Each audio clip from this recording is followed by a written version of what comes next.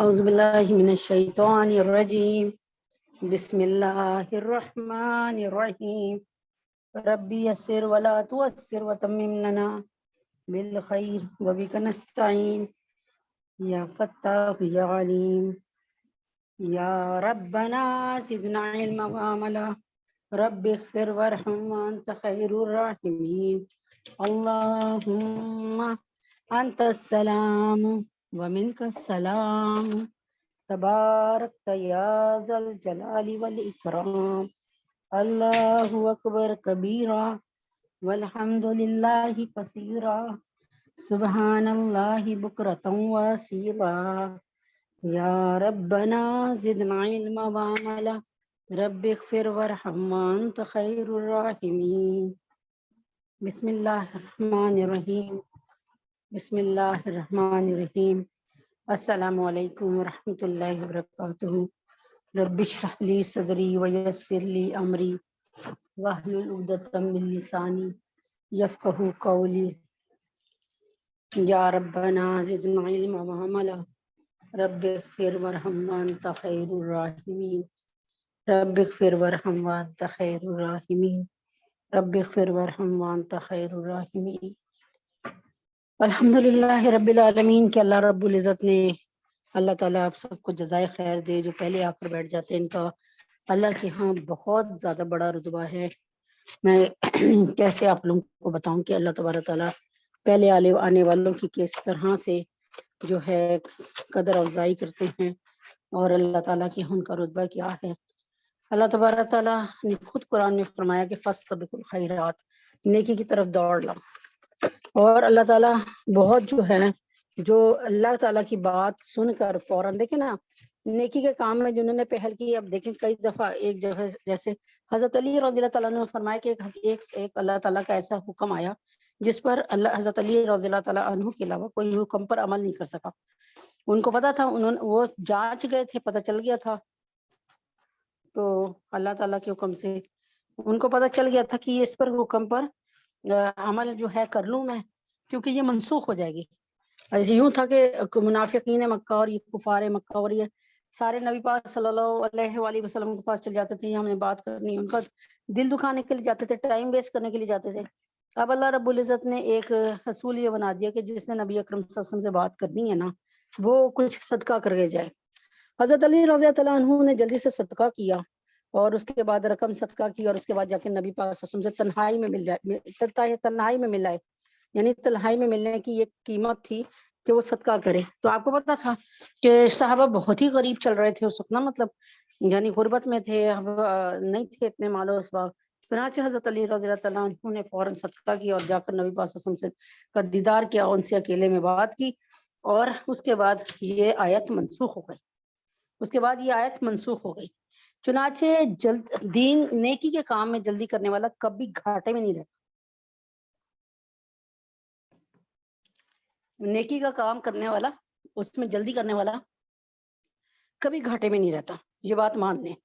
تو چنانچہ جب آپ لوگ پہلے آ جاتی ہیں، دیکھیں میں زیادہ لمبی چوڑی نہیں، 24 گھنٹے میں سے 1 گھنٹہ سوا گھنٹہ نکالنا، انشاءاللہ تعالیٰ 1 گھنٹہ 20 منٹ نکالنا، یہ اللہ کے لیے، اس میں آپ کو کتنی چیزیں ایسی بھی ملیں گی جو آپ کے کانوں سے پہلے نہیں ٹکرائی تھی اور جن پر آپ ابھی عمل نہیں کر پائے تھے، اور اللہ تبارک تعالیٰ نے آپ کو جو ہے وہ اس اللہ تعالیٰ نے عمل یعنی یہ سوچا کہ میرے یہ بندے یہ نیکی بھی کر لیں۔ تو امید ہے کہ اللہ تعالیٰ کے حکم سے جڑے رہیں گے۔ ہاں کبھی کسی وقت کوئی ایسی ہو جائے، مہمان آ جائیں، کوئی خدا نخواستہ تکلیف ہو جائے کچھ، تو اللہ تعالیٰ آپ کا حامی و ناصر اور میرا بھی۔ بسم اللہ الرحمن الرحیم۔ فضائل اعمال کی تعلیم، جس میں قرآن کے ساتھ رشتہ، کہ قرآن جو ہے القرآن حجت لک او الیک، کہ قرآن تمہارے حق میں بھی بولے گا، تمہارے خلاف بھی بولے گا۔ تم قرآن سے محبت کرو گے، دن اور رات اس کو اپنا ساتھی بنا کے رکھو گے، اللہ کی قسم اللہ تعالیٰ فرماتے ہیں کہ میں اس کا مقدمہ سنوں گا، بس میں اس کی بات سنوں گا۔ یہ کہے گا بھائی اس کو جنت میں جانے دو، میں کہوں گا جاؤ، جانے دو بھائی جانے دو، جبکہ مجھے نظر آ رہا ہے کہ اس کے گناہ بھی ہیں، لیکن میں قرآن کی بات مانوں گا، میں اس کا مقدمہ سنوں گا۔ بسم اللہ الرحمن الرحیم۔ عقبہ بن عامر رضی اللہ تعالیٰ عنہ کہتے ہیں کہ فرماتے ہیں کہ میں نے آپ جناب صلی اللہ علیہ وسلم کو یہ فرماتے سنا، اگر رکھ دیا جاوے قرآن شریف کو کسی چمڑے میں کہ اگر قرآن شریف کو کسی چمڑے میں رکھ دیا جائے پھر وہ آگ میں ڈال دیا جائے تو نہ جلے۔ عقبہ بن عامر رضی اللہ عنہ فرماتے کہ میں نے آپ جناب صلی اللہ علیہ وسلم سے سنا، یقول لو جعل القرآن فی احاب ثم القی فی النار ما ترک، یعنی کسی چمڑے میں رکھ کے قرآن شریف کو نعوذ باللہ نعوذ باللہ نعوذ باللہ ثم نعوذ باللہ اگر آگ میں پھینک دیا جائے تو آگ قرآن شریف کو نہ جلائے گی۔ بعض کے نزدیک چمڑے سے عام مراد یہ کہ جس جانور کا ہو، اور آگ سے دنیاوی آگ مراد ہے۔ بعض کے نزدیک چمڑے سے عام مراد ہے کہ یعنی جانور کا چمڑا ہوتا ہے نا، اور آگ سے دنیاوی آگ مراد ہے۔ اس صورت میں یہ مخصوص معجزہ ہے کہ جو آپ جناب صلی اللہ علیہ وسلم کے زمانے کے ساتھ خاص تھا، کہ جیسا کہ اور انبیاء کے معجزے ان کے زمانے کے ساتھ خاص ہوئے۔ یعنی حضرت عیسیٰ علیہ السلام کا معجزہ تھا کہ وہ کہتے تھے قم باذن اللہ، اور مردہ کھڑا ہو جاتا تھا، باتیں کرنے لگتا تھا۔ آپ مٹی سے گارے سے پرندے بناتے تھے، اللہ کے حکم سے کہتے تھے اڑ جاؤ، زندہ ہو جاتے تھے، اڑ جاتے تھے۔ مادر ذات نابینا پہ ہاتھ پھیرتے تھے، اس کے جسم پہ، اس کی آنکھوں پہ، تو آنکھیں روشن ہو جاتی تھی، نور آ جاتا تھا۔ اور کوڑی کے مریض پہ ہاتھ پھیرتے تھے۔ تو اس زمانے میں حکمت بہت عروج پہ تھی، چنانچہ اللہ تعالیٰ نے حکمت کے مطابق ہی معجزے عطا فرمائے، تاکہ وہ حکمت حکیموں کی بڑی عزت تھی، تو وہ ذرا بہت زیادہ لوگ ان کی طرف مائل ہوتے تھے۔ تو ویسے ہی حضرت موسیٰ علیہ السلام کے زمانے میں فن جادوگری بہت تھی، تو ان کو بھی جادو سے ملتے جلتے معجزے دکھائے، جادو الگ معجزے الگ، لیکن الحمدللہ رب العالمین لوگ اس طرف زیادہ شوق و شغف سے دیکھتے تھے اور اس طرف آتے تھے، اس لیے اللہ تبارک۔ اور حضرت محمد صلی اللہ علیہ وسلم کے جو ہے وقت میں، آپ کے زمانہ میں فن شاعری بہت عروج پہ تھی۔ قرآن مجید کی کیسے خوبصورت پہ اللہ نے ایسی خوبصورت جوڑ بندی کی ہے کہ آپ خود اس کو الحمدللہ دیکھ لیں۔ ہاں جی ٹھیک۔ دوسرا مطلب ہے کہ چمڑے سے مراد آدمی کا چمڑا ہے، یعنی آدمی کا سینہ، اور آگ سے جہنم۔ چمڑے سے مراد آدمی کا چمڑا یعنی ہماری کھال۔ اس صورت میں یہ حکم عام ہوگا کہ کسی زمانے کے ساتھ مخصوص نہ ہوگا، یعنی جو شخص کے حافظ قرآن ہو، اگر وہ کسی جرم میں جہنم میں بھی ڈالا جائے تو آگ اس پر اثر نہ کرے گی۔ ایک روایت میں ما مسہ النار کا لفظ بھی آیا ہے، یعنی آگ اس کو چھوئے گی بھی نہیں، چھونے کی بھی نہیں، یعنی آگ اس کو کوئی تکلیف نہیں دے گی۔ ابو امامہ رضی اللہ تعالیٰ عنہ کی روایت ہے، جس کو شرح السنہ سے ملا علی قاری نے نقل کیا کہ اس دوسرے معنی کی تائید کرتی ہے، جس کا ترجمہ یہ ہے قرآن شریف کو حفظ کیا کرو، قرآن شریف کو حفظ کیا کرو، اس لیے کہ حق تعالیٰ جل شانہ اس جو ہے اس قلب کو، اس دل کو عذاب نہیں فرماتے جس میں کلام پاک محفوظ ہو۔ یہ حدیث اپنے مضمون میں صاف اور بالکل نص ہے۔ نص سے کہتے ہیں صاف ستھری نص سے قرآنی ہے، یعنی قرآن سے لی گئی۔ جو لوگ حفظ قرآن شریف کو فضول بتلاتے ہیں، وہ خدارہ ذرا ان فضائل پر بھی غور کر لیں کہ یہی ایک فضیلت ایسی ہے جس کی وجہ سے ہر شخص کو حفظ کرنے پر جان دے دینا چاہیے۔ اس لیے کون شخص ایسا ہوگا جس نے گناہ نہیں کیے ہوں گے جن کی وجہ سے آگ کا مستحق نہ ہو۔ شرح احیاء میں ان لوگوں کی فہرست ہے جو قیامت کے ہولناک اور وحشت اثر دن میں اللہ کے عرش کے سائے کے نیچے ہوں گے۔ حضرت علی رضی اللہ تعالیٰ عنہ کی حدیث سے بروایت دہلمی رضی اللہ تعالیٰ دہلمی رحم اللہ نقل فرماتے ہیں کہ عاملین قرآن یعنی حفاظ اللہ کے سائے کے نیچے انبیاء اور برگزیدہ لوگوں کے ساتھ ہوں گے۔ حاملین قرآن یعنی حفاظ اللہ کے سائے کے نیچے انبیاء اور برگزیدہ لوگوں کے ساتھ ہوں گے۔ تو امید ہے کہ بات سمجھ آ گئی ہوگی، اس لیے کوشش کریں چھوٹی چھوٹی صورتیں پہلے حفظ کرنا شروع کر دیں کہ اللہ تبارک تعالیٰ ہمارے حفظ میں برکت دے، تو پھر ہم بڑی صورتیں بھی یاد کر لیں گے۔ تو اس کی نوبت بھی نہ آئے اور ہم مر جائیں، ہمارا ارادہ ہو کہ ہم نے قرآن کو حفظ کرنا ہے، تو ہم حافظ قرآنوں کی جو ہے انشاءاللہ تعالیٰ اس میں ہوں گے، اس قطار میں۔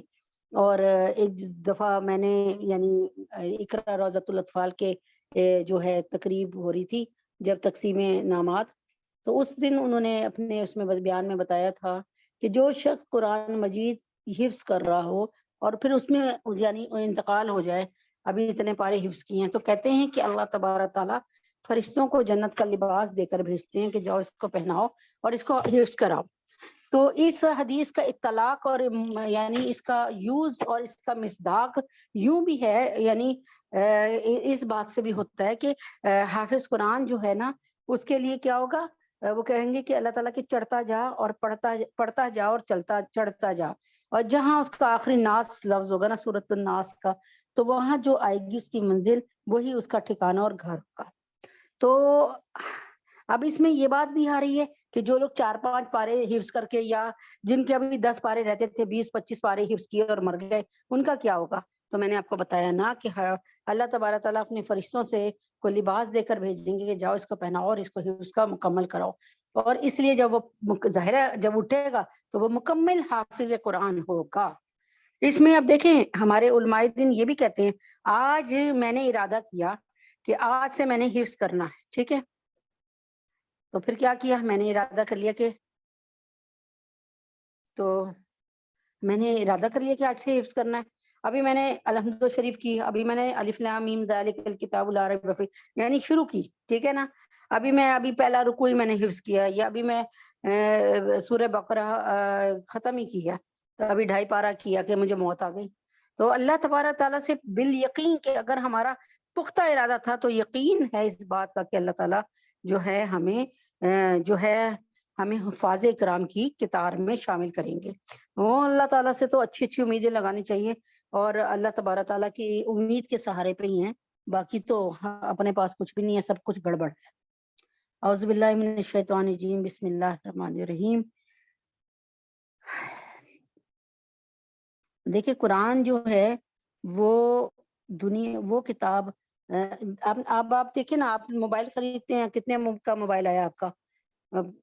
40-50 ہزار، 60 ہزار، 70 ہزار، 80 ہزار، 1 لاکھ، یا آپ چھوٹی مشین بھی کوئی خریدتے ہیں، گرائنڈر مشین وغیرہ خریدتے ہیں 15-14 لاکھ کی، وہ 1000 کی، تو آپ دیکھتے ہیں کہ اس میں ایک چھوٹا سا پیپر بھی رکھا ہوتا ہے، کتاب بھی رکھی ہوتی ہے کہ آپ نے اس کو کیسے استعمال کرنا ہے مشینری کو۔ اور جب اللہ رب العزت نے ہماری مشینری بھیجی تو اللہ نے بتا دیا کہ اس کو بھی کیسے استعمال کرنا ہے۔ بھائی ایسے ایسے استعمال کرو گے تو یہ صحیح رہے گی، ٹھیک ہے، ایسے ایسے اس مشینری کو کیا اللہ تعالیٰ کی یاد سے غافل نہ ہونے دو۔ اس مشینری سے جو تمہیں دی گئی ہے، نماز کی عادت ڈال لو، اس کو روزے کی عادت ڈال دو، اس کو جھوٹ اور غیبت کرنے سے بچا لو، اس کو غیر محرم پہ نظر پڑنے سے بچا لو۔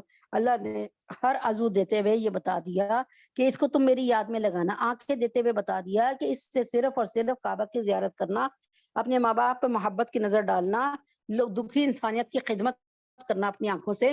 آپ بتائیں آنکھوں سے تو سارے کام ہوتے ہیں اللہ کے حکم سے، جب دیکھیں گے تو کام کریں گے نا آگے، اور ان ٹانگوں سے چل کر جانا، دکھی لوگوں کی کام کرنا، اور حج کرنا، اور طواف کعبہ کرنا، زیارت کعبہ کرنا، ان سے اپنے ماں باپ کی خدمت کرنا، چل کے جانا ماں باپ کے پاس۔ تو اللہ نے ہر عضو دیتے ہوئے بتا دیا کہ دماغ کس طرف لگانا۔ اللہ نے قرآن میں لکھ دیا کہ اگر تم چلتے پھرتے اٹھتے بیٹھتے اپنے پہلو کے بل بھی میری بنائی ہوئی چیزوں پر غور کرو گے نا، کائنات پہ، تو تم مجھ تک پہنچ جاؤ گے۔ یعنی اللہ نے بتا دیا دماغ کیا کرے، اللہ کی کاریگری کو سوچے، لوگوں کے لیے اچھی باتوں کو سوچے، لوگوں کو اصلاح کرنے کے لیے، لوگوں کو سہولت پہنچانے کے لیے سوچے، اور اس سے غلط منصوبے نہ بنائے۔ آنکھوں کو کہہ دیا کہ بے حیائی کو مت دیکھے، غیر محرم کو نہ دیکھے، اور اس سے گندی گندی چیزوں کو مت دیکھے، برے کاموں میں نہ لگائے۔ اللہ نے ہمیں زبان کو بھی بتا دیا کہ اے زبان تو نے رزق کے حلال کھانا ہے، رزق کے حرام سے اپنے آپ کو بچانا ہے۔ اللہ نے دل کو بھی بتا دیا اے دل تیرے اندر صرف اللہ کی محبت ہونی چاہیے اور کوئی محبت نہیں ہونی چاہیے۔ تو اللہ تبارک تعالیٰ نے تو سب کچھ ہمیں اسکیل بتا دیا، کیلیپر بتا دیا، اب ہم نے کیا کرنا ہے یہ ہم پر ہے بیس کرتا، یہ ہم پر ڈیپینڈ کرتا ہے کہ بھئی ہم کس لیول کے انسان ہیں، اور ہم کتنی اللہ کی مان کے چل رہے ہیں، اور اللہ اکبر کبیرہ، اور کتنی اللہ تبارک تعالیٰ کو ہم اپنی زندگی میں فوقیت دے رہے ہیں۔ اگر سوچیں آپ کے ہمیں جس طرح اللہ کو فوقیت دینی چاہیے تھی ہم دے رہے ہیں، تو اگر آپ کہتی ہیں ہاں بالکل ہم اللہ تعالیٰ کو جس طرح اللہ کا حق ہے ویسی عبادت کر رہے ہیں، تو بالکل الحمدللہ ثم الحمدللہ، کیپ اٹ اپ، اس کو جاری رکھیں۔ اور میں تو یہ سمجھتی ہوں کہ میں جو ہے اللہ نے جو بتایا ہے اس میں 1% کیا 0.5 بھی نہیں کام کر پا رہی۔ اللہ تعالیٰ بس ہمیں قبول فرمائے، منظور فرمائے۔ بسم اللہ الرحمن الرحیم۔ آج کی حدیث ہے لا یرحم اللہ من لا یرحم الناس، صحیح بخاری کی ہے رقم الحدیث 7376 7376 صحیح بخاری کی حدیث ہے. حدیث نمبر میں نے آپ کو بتا دیا, صحیح بخاری کی حدیث ہے. اور اس کا مطلب ہے لا یرحم اللہ, نہیں رحم فرماتے اللہ رب العزت. من کا مطلب ہوتا ہے جو, لا نہیں, یرحم الناس جو لوگوں پر رحم نہیں کرتا اللہ اس پر رحم نہیں فرماتے. ختم بات. لا یرحم اللہ, اللہ تعالیٰ رحم نہیں فرماتے.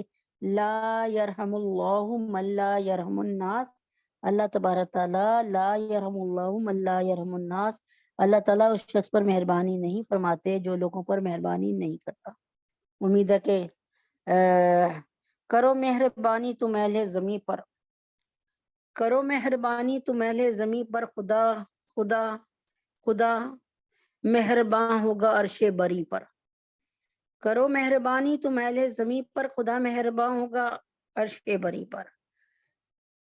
اچھا جی, اب یہ ہے کہ ہم اسی طرف آتے ہیں جس طرف ہمیں آنا چاہیے کہ اللہ تعالیٰ نے اپنے بہت سے ناموں میں نا, اللہ نے ذاتی نام کے ساتھ 2 صفاتی نام استعمال کیے بہت زیادہ کثرت سے. اور کم سے کم اگر میں بتاؤں نا کتنے اللہ نے صفاتی نام یا وہ کتنی دفعہ, تو قرآن میں 113 دفعہ, یعنی میں یہ تو رینڈملی ایسی بتا رہی ہوں. قرآن میں اللہ تعالیٰ نے ہر سورت کے شروعات میں لکھ دیا, جیسے پتہ نہیں لکھتے کہ کہاں سے آیا ہے, کس کو بھیجا ہے, کس کا ہے, اس کو خط کا سینڈر کون ہے, بھیجنے والا کون ہے.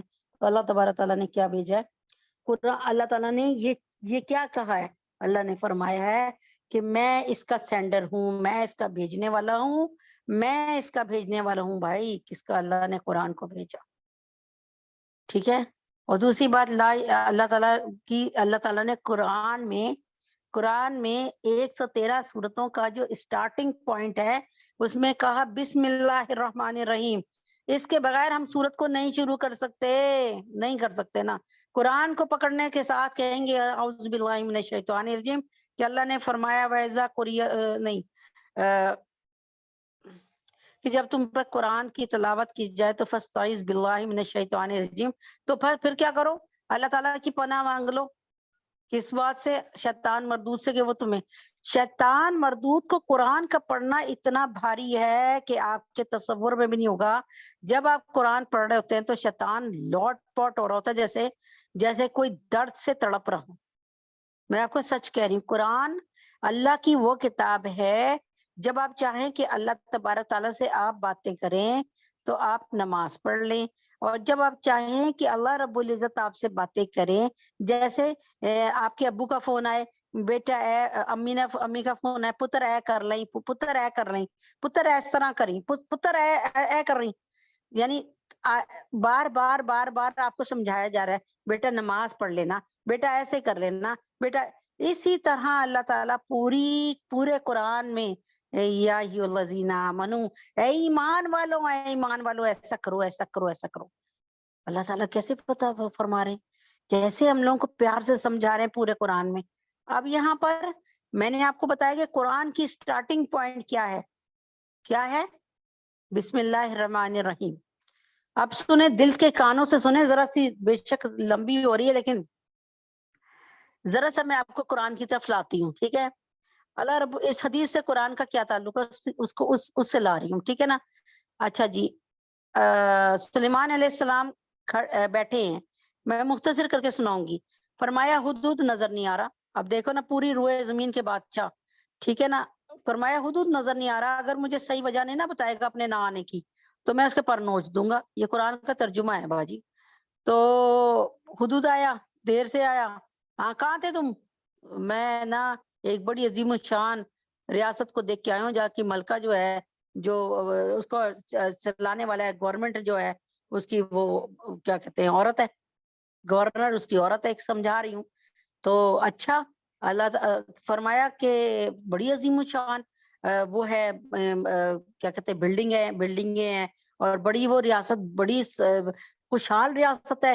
لیکن وہاں کے لوگ جو کیا ہیں, جو میں نے پڑھا, یعنی غیر مسلم ہے ایسی, تاکہ بعد میں نا اس کی پھر دلیلیں نہ دینی پڑے. جبکہ میں نے جو مجھے یاد ہے وہ مجوسی تھے, یعنی سورج کی پوجا کرنے والے تھے.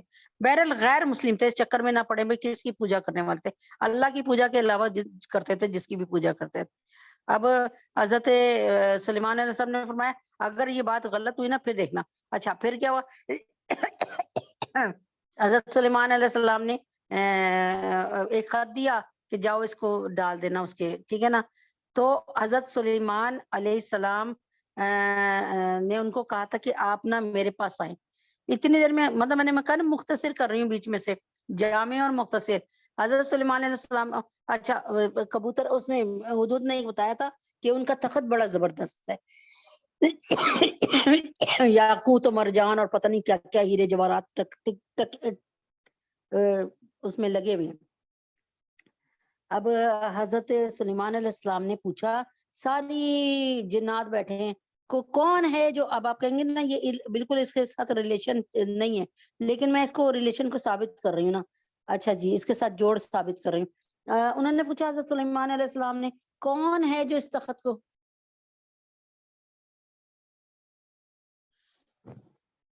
کون ہے جو تخت کو لے کے آئے گا؟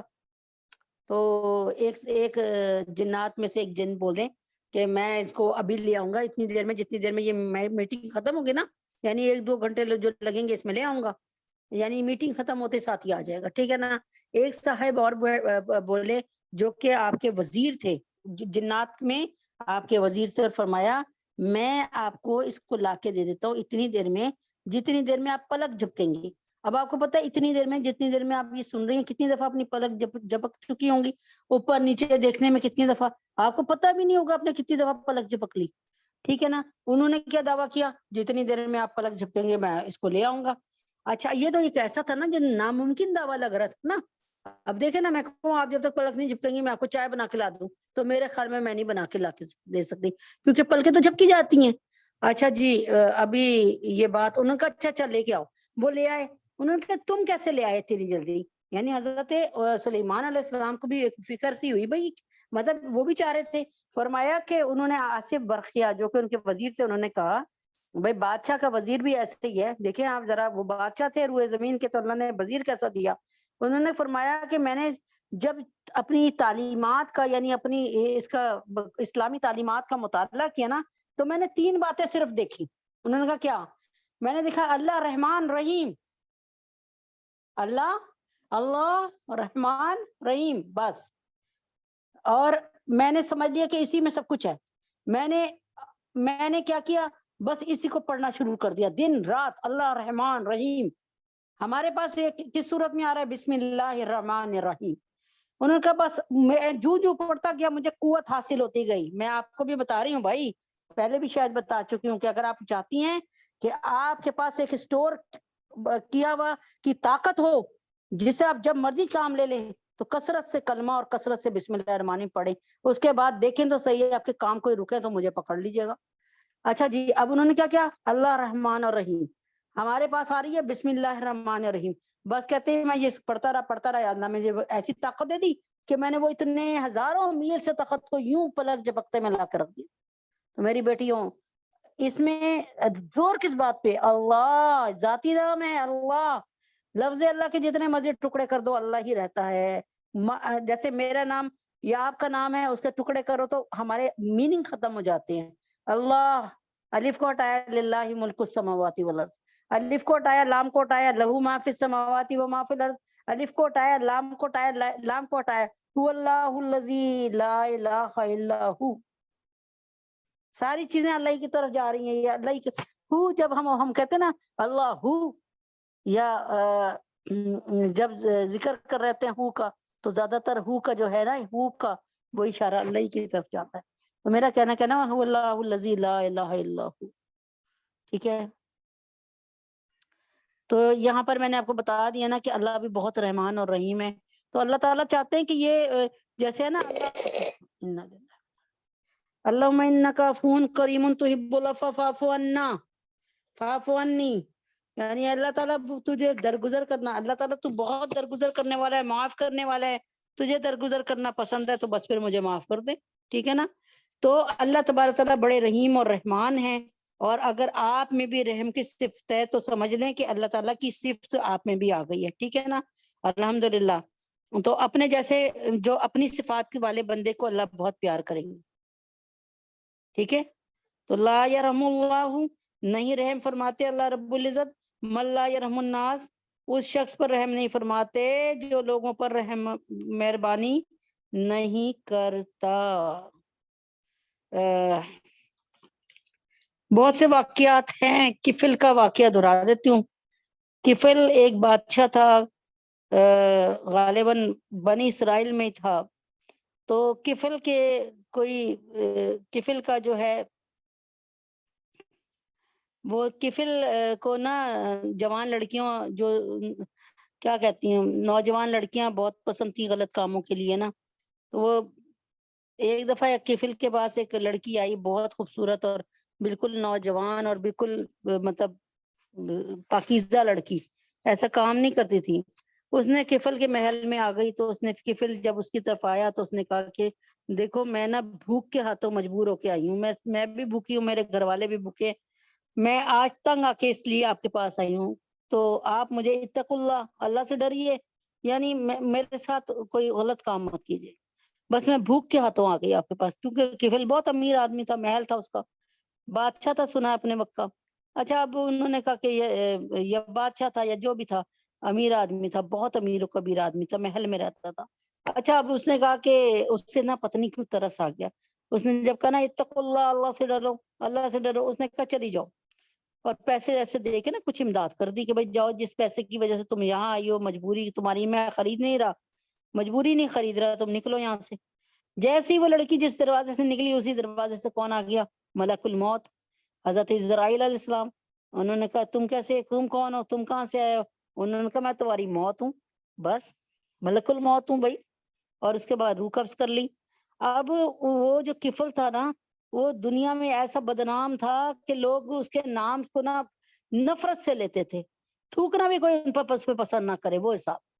تو کیا ہوا کہ جب وہ مر گیا تو لوگوں کو پتہ چلا، تو لوگوں نے بڑا شکر ادا کیا، اور بڑی کہتے ہیں نا بڑا خبیث انسان تھا، مر گیا، یہ وہ جیسے ہم کہتے ہیں اسی طرح لوگوں نے کہنا شروع کیا۔ لیکن آپ یقین کر لیں کہ اللہ تعالیٰ کسی کی نیکی کو ایسا رحمان رحیم ہے، رتی بھر نیکی کو ظاہر نہیں کرتا، ان اللہ میں شاکر علیم، بڑا قدردان ہے، بڑا قدردان۔ اس پہ لکھا ہوا تھا کفل کے محل کی دیواروں پہ ایک دودھیا روشنی سے، بڑی برائٹ روشنی سے، یہ کفل کا محل ہے، کفل اللہ سے مغفرت لے چکا ہے، اللہ نے کفل کو معاف کر دیا ہے، جو اس کی تجیر و تکفین کرے گا، جو اس کی تکفین کرے گا، یعنی جو اس کو غسل دے گا، جو اس کو کفن دے گا، جو اس کو دفنائے گا، اللہ اس کی مغفرت کا اعلان فرماتے۔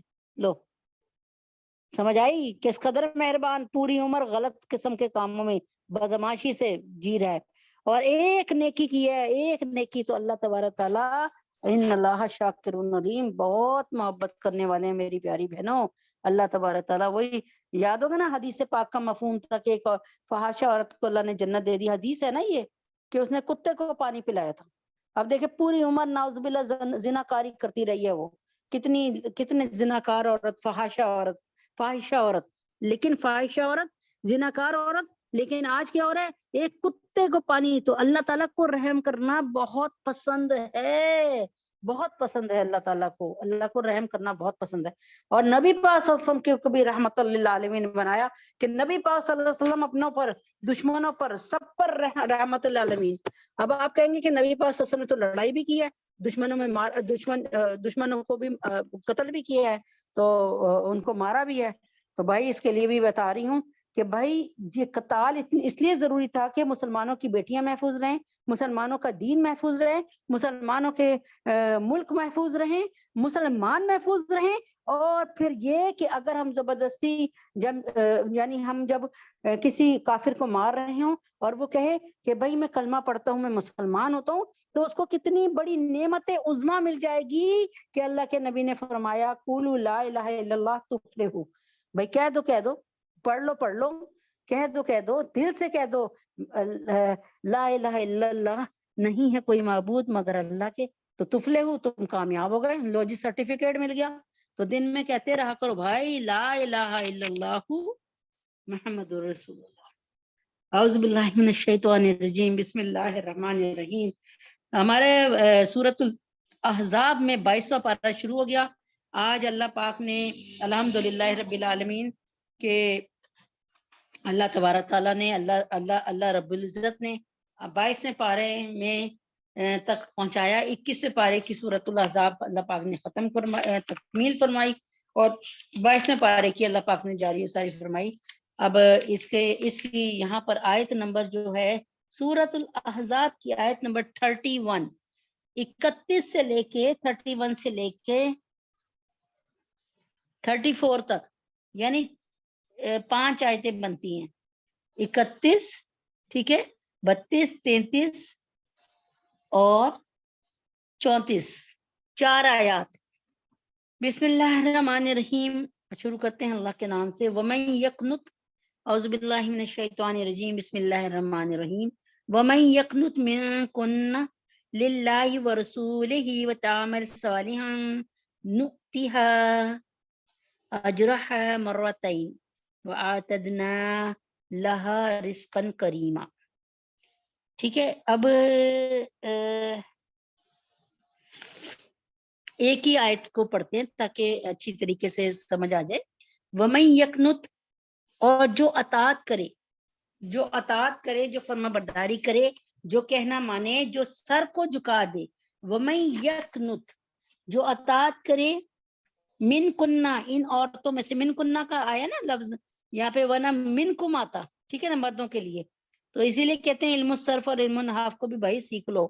اور جو اطاعت کرے تم میں سے اللہ کی للہ و رسول ہی اور اس کے رسول کی تعمل صالحن اور عمل کرے نیک نؤتیہا تو ہم دیں گے اس کو عطا کریں گے. یہ ہم ضرور عطا کریں گے اس کو. اجرہا یہاں پہ عورت کا صیغہ ہے ہا. اگر یہاں پہ مرد کے لیے ہوتا تھا نوتیہم ہو جاتا تو نوتیہا تو کیا مطلب ہم دیں گے اجرہا اس کا اجر مرتین 2 دفعہ دے دیں گے اجر. جیسے آپ میں سے ہم سب کو 10 روپے مل رہے ہیں تو ان کو 2 دفعہ 10 روپے مل رہے ہیں. مطلب سمجھانے کے لیے تو 20 روپے ہو گئے ان کے پاس. صرف سمجھا رہی ہوں اس کا کوئی مقابلہ نہیں کر رہی بھائی. وَآتَدْنَا لَهَا رِزْقًا كَرِيمًا اور ہم نے تیار کیا ہے لہا ان کے لیے رزقاً کریمہ عزت کا رزق. اچھا یہاں پر رزق جو ہے اللہ اکبر کبیرہ. رزق آپ کے ذہن میں آئے گا کہ اللہ تعالیٰ ان کو برگر کھلائیں گے شوارمے کھلائیں گے روسٹ مرغ کھلائیں گے قورمے اور بریانی کھلائیں گے. ارے میری بہن رزقاً کریمن کہتے ہیں عزت والی روٹی. رزق کو عزت والا رزقاً کریمہ یعنی اگر میں آپ سے کہوں نا کہ آپ صرف ایک ہی دعا کریں کہ اے اللہ پاک ہماری مغفرت فرما دے ہمیں ایمان کے ساتھ رزق کریم دے دے تو رزق کریم دے دے. آپ یقین کریں کہ میں آپ کو سچ بتا رہی ہوں کہ آپ کی کمپلیٹ دعا ہے. اب آپ کہیں گے یہ کیسے؟ رزق آپ کی آنکھیں دیکھ رہی ہیں یہ بھی اللہ کا رزق ہے. آپ کی آنکھیں روشن ہے یہ اللہ کا رزق ہے. آپ کا دماغ صحیح سوچ رہا ہے یہ بھی اللہ کا رزق ہے. آپ کی اولاد ہے یہ بھی اللہ کا رزق ہے. آپ کی اولاد فرما بردار ہے تو یہ بھی اللہ کا رزق ہے. آپ کا اچھا سا گھر ہے تو یہ بھی اللہ کا رزق ہے. آپ کے ہاتھ پیر جوان ہیں صحیح طرح چل رہے ہیں تو یہ بھی اللہ کا رزق ہے. آپ کی قسمت بہت اچھی ہے تو یہ بھی اللہ کا رزق ہے. آپ کے پاس ایمان ہے تو یہ بھی اللہ کا رزق ہے. رزق یہاں پہ اللہ تعالیٰ نے ایک چھوٹے سے لفظ میں دنیا سمیٹ کے رکھ دی.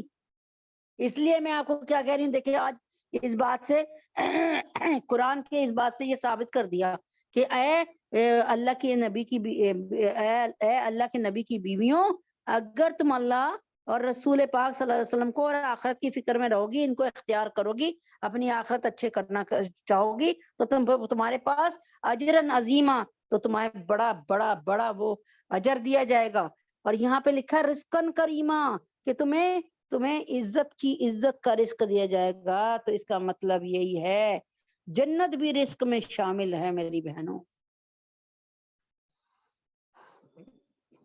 تو اللہ تعالیٰ کیا فرما رہے ہیں وَمَن يَقْنُتْ مِنْكُنَّ لِلَّهِ وَرَسُولِهِ وَتَعْمَلْ صَالِحًا نُؤْتِهَا اجرها مرتين واعتدنا لها رزقا کریما. فرمایا اور جو کوئی تم میں اللہ کی اور اس کے رسول کی فرما برداری کرے گی، اے نبی کی بیویوں، اے نبی کی بیویوں، اے نبی کی ازواج، اگر آپ میں سے کوئی اللہ اور اللہ کے رسول کی فرما برداری کرے اور نیک کام کرے گی تو ہم اس کو ثواب دوہرا دیں گے. وہاں لکھا نا کہ ہم ان کو سزا بھی دوہری دیں گے، یہاں پہ لکھا ثواب بھی. کہتے ہیں نا کہ اچھا اس کو میں سمجھاتی ہوں. اور ہم نے اس کے لیے لہا رزقن کریمہ ایک عمدہ روزی تیار کر رکھی ہے. یہ 4 آیتیں ہیں، ایک آیت روزانہ پڑھیں گے انشاءاللہ، پیر جمعہ منگل بدھ جمعرات، پھر جمعے کو ٹیسٹ دے دیا کرے میری پیاری بہنوں. اچھا جی، پچھلی آیت میں اللہ تعالیٰ نے حضرت وسلم کے زواج مطہرات رضی اللہ تعالی عنہن کو خطاب کر کے، مخاطب کر کے نصیحت کے طور پہ فرمایا کہ تم اپنے مرتبے کا خیال رکھو. جیسے ایک داڑھی والا انسان اور کوئی نماز پڑھنے والا کوئی غلطی کرے، کسی لڑکی کو چھیڑنا شروع کرے، تو وہاں سے کوئی گزرتا ہوا کہے گا کہ بھائی تم شکل سے تو بڑے نیک لگ رہے ہو، داڑھی کا ہی خیال کر لو، کچھ مومن ہونے کا خیال کر لو، تم لڑکیوں کا پیچھا کر رہے ہو، ہے نا؟ صحیح ہے نا؟ تو فرمایا کہ تم اپنے مرتبے کا خیال کرو، بڑوں کی غلطی بھی بڑی ہوتی ہے، یعنی بڑوں کی غلطی بھی بڑی ہوتی ہے، کیونکہ اس کا اثر انہی تک محدود نہیں رہتا بلکہ ان کے فالوورز تک، ان کی اتباع کرنے والوں، ان کے ماننے والوں تک پہنچتا ہے. اس لیے اگر بالفرض تم میں سے کسی سے کوئی برا کام ہو جائے تو سزا بھی اوروں سے دگنی ملے گی. اللہ اکبر. اور پھر بشارت بھی دی جاتی ہے کہ تم میں سے جو اللہ اور اس کے رسول کی اطاعت اور فرما برداری کریں گی اور عمل صالح نیک اختیار کریں گی، نیکی کو اختیار کریں گی، تو اس نیکی اور اطاعت پر تم کو دوسروں سے اجر و ثواب بھی دگنا ملے گا. یعنی اگر تم خدا نہ خواستہ اللہ نہ کرے، وہی والی بات ہے نا، ایک مثال کے طور پہ گھر میں 4 نوکر ہیں، ایسی سمجھانے کو کہہ رہی ہوں اپنی طرف سے ایک مثال بنا کے. ایک نوکر جو ہے نا وہ بڑا ہی فرما بردار ہے، ہر بات کو مان لیتا ہے، ٹھیک ہے، لیکن باقی جو 3 ہے نا وہ مرضی کے مالک ہیں، کر دیا نہیں کر دیا تو ذرا سی سستیاں وستیاں کری. تو جب ایک جو ہوتا ہے نا جو بہت فرما بردار ہوتا ہے، اس سے آپ نے کہا بھائی چائے بنا دو اور وہ بیٹھا ہوا ہے، تو آپ تھوڑی دیر کے لیے چونکتی ہیں کہ یار یہ اٹھا نہیں کیوں. آپ اس سے پوچھتی ہوں، کہتے جی سر میں بہت درد ہو رہا ہے، پیٹ میں بہت درد ہو رہا ہے، نہیں اٹھا جا رہا. آپ سمجھ جاتی ہیں کہ اس کا سالڈ ریزن ہے. آپ اسے دیکھتی ہیں کہ تو ہمیشہ میرا کام کر کے دیتا تھا، آج اگر اس کو طبیعت خراب ہے چلو کوئی بات نہیں، وہ کہتے ہیں نا کوئی بات نہیں. لیکن اگر وہ جان بوجھ کے کرے گا تو آپ کو بہت زیادہ تکلیف ہوگی. سمجھ آ رہی ہے نا؟ تو فرمایا کہ اور عمل صالح اور نیکی اختیار کریں گی جو، تو اس نیکی یعنی نبی کی بیویاں، تو اس نیکی اور اطاعت پر تم کو دوسروں سے اجر و ثواب بھی دگنا ملے گا. تمہارے لیے جنت میں ایک خاص عزت کی روزی ہے. اللہ تعالیٰ فرماتے ہیں. اچھا یہ یہاں سے یہ ایک اصول بھی نکلتا ہے کہ جہاں جتنی حرمت ہوگی وہاں جرم اور برائی بھی ویسی شدید ہوگی. مثال کے طور پہ مکہ معظمہ کا قیام، جیسے وہاں کی ایک نیکی دوسرے جگہ کی نیکی سے کئی گنا درجہ زیادہ اجر و ثواب رکھتی ہیں، اسی طرح وہاں کوئی گناہ کرنا بھی دوسری جگہ کے گناہ سے کئی گنا اشد ہوتا ہے. یعنی وہاں جا کر گناہ کیا جائے، یعنی یہاں پر گالی دی تو ایک مثال کے طور پہ ایک کوڑا پڑے گا، ٹھیک ہے نا، جنت جہنم میں، ٹھیک ہے. لیکن وہاں پر خانہ کعبہ میں یا مسجد نبوی میں یا بیت اللہ شریف میں جا کر کسی کو گالی دی تو پھر پتہ نہیں ایک کوڑے کی جگہ اللہ تعالیٰ 100 کوڑے بھی لگا لے گا کہ تمہیں لحاظ نہ آیا کہ تم میرے گھر میں کھڑے ہو. حضرت عبداللہ بن عباس رضی اللہ عنہ نے طائف میں قیام کیا اور فرمایا کہ اگر میں طائف میں 50 گنا کر لوں. حضرت عبداللہ بن عباس کون تھے؟ حضرت عباس رضی اللہ عنہ کے بیٹے تھے. کون تھے یہ؟ حضرت محمد صلی اللہ علیہ وسلم کے چچا جان حضرت عباس تھے. ان کے بیٹے حضرت عبداللہ بن عباس رضی اللہ عنہ نے طائف میں قیام فرمایا اور قیام کیا اور فرمایا کرتے تھے اگر میں طائف میں 50 گنا کروں وہ مکہ میں 1 گنا کرنے سے میرے نزدیک اچھے ہیں. یعنی 50 گنا طائف میں کر لوں لیکن وہ مکہ میں 1 گنا کرنے سے میرے نزدیک اچھے ہیں، یعنی یہ میں مکہ میں کوئی گناہ نہ کروں. اور حضرت عبداللہ بن مسعود رضی اللہ عنہ سے روایت ہے کسی شہر میں صرف ارادے پر عمل کرنے سے پہلے مواخذہ نہیں ہوتا. یعنی اب ہم پاکستان میں رہ رہے ہیں، میں سوچ رہی ہوں کہ ایک مثال کے طور پہ سامنے باجی کا بیگ پڑا ہوا ہے، اس میں بڑے پیسے ہیں، چلے میں اس میں سے 1000 کا نوٹ چوری کر لیتی ہوں، میں صرف ایسے سمجھا رہی ہوں، تو کیا ہوا؟ تو اللہ تبارک تعالیٰ نے جب تک میرا وہ نہیں لکھا گناہ، جب تک میں نے اسے کر نہیں لیا، اس پر کوئی پوچھ گچھ بھی نہیں کری اللہ نے، لیکن نہیں کرنی، لیکن مکہ معظمہ میں ارادہ بھی مواخذہ ہو جاتا ہے، ہوتا ہے، یعنی مکہ معظمہ میں اگر ہم نے کوئی ذرا سا سوچ بھی لیا کسی کے برے کسی کے لیے برا، تو وہی اس پر بھی پوچھ گچھ ہوگی، اس پر بھی اس کا محاسبہ ہوگا، اس پر بھی اس کا سوال و جواب ہوگا۔ اسی طرح جن لوگوں کو اللہ تعالیٰ معاشرے میں کسی بلند مرتبے پر سرفراز فرماتے ہیں اور وہ بالعموم لوگوں کے رہنما بن جاتے ہیں اور بندگان خدا کی بڑی تعداد انہی کی پیروی کرتی ہے، تو ان کی برائی تنہا انہی کی برائی نہیں رہتی، اور ان کی بھلائی صرف انہی کی انفرادی بھلائی نہیں رہتی۔ اس لیے جب کوئی مقتدا ہو کر برا کام کرتا ہے تو وہ اپنے بگاڑ کے ساتھ دوسروں کے بگاڑ کی بھی سزا پاتا ہے۔ اب میں آپ کو بتاتی ہوں، اس کی تازہ مثال میرے ساتھ ہوئی۔ میرے بچے نا، جب میں آئی دین کی طرف تو بچے چھوٹے تھے، 6 7 میں 8 میں 9 میں، تو میری جو بیٹی ہے، بڑی بیٹی، وہ میرے سے کہنے لگی کہ آپ کیوں ایسی بن گئی ہیں، آپ ٹراؤزر پہنے، آپ کھلا ٹراؤزر پہن لیں، جیسے فلیپر ٹائپ ہوتا ہے نا، جیسے اب انہوں نے کہا کہ جب آپ کھلا پہنیں گی تو آپ کا جسم تو چست نہیں ہوگا نا، آپ کی بے پردگی نہیں ہوگی۔ اس نے مجھے کہا کہ آپ اچھا کر صاحب سے فتوا لیں۔ میں نے کہا سب کو خط لکھ کر ہم لوگ نا وہ رکا لکھ کر بھیج دیتے تھے، پردے میں نا بھجوا دیتے تھے۔ اچھا قاری صاحب نے مجھے اس کا فتوا کیا لا کے دیا کہ ہاں بہت کھلا پاجامہ پہن سکتے ہیں، یعنی جس سے جسم کی شباہت نہ ہو رہی ہو نا۔ اور مجھے جب یہ بھیجا نا تو ساتھ میں مجھے پتہ ہے کیا کیا کیا بھیجا، پردے کے پیچھے سے مجھے مخاطب کر کے کہا اہلیہ زبیر، میں کہا جی، فرمایا اہلیہ زبیر من تشبہ بقوم فہو منہم، کہ یہ جو ٹراؤزر ہے، یہ جو فلیپر ہے، یہ کس نے نکالا ہے؟ تو یہ آپ کو پتا ہے ہمارے پاس کہاں سے آ رہا ہے؟ کرسچنز وغیرہ سے آ رہا ہے، ہمیں یورپ سے مل رہا ہے۔ تو فرمایا کہ جس نے جس قوم کی شباہت اختیار کی اسی کے ساتھ اٹھے گی۔ اور اس کے بعد مجھے نا بڑے پیارے الفاظ میں کہہ دیے کہ اہلیہ زبیر دیکھو، بہت سے لوگ تمہیں دیکھ کر نا الحمدللہ دین میں آ رہے ہیں اور تمہارے عمل کو اختیار کر رہے ہیں کہ تمہارا عمل اللہ کا عمل ہے۔ میں نے کہا کر سب بے فکر ہو جائیں، انشاءاللہ کبھی نہیں پہنوں گی۔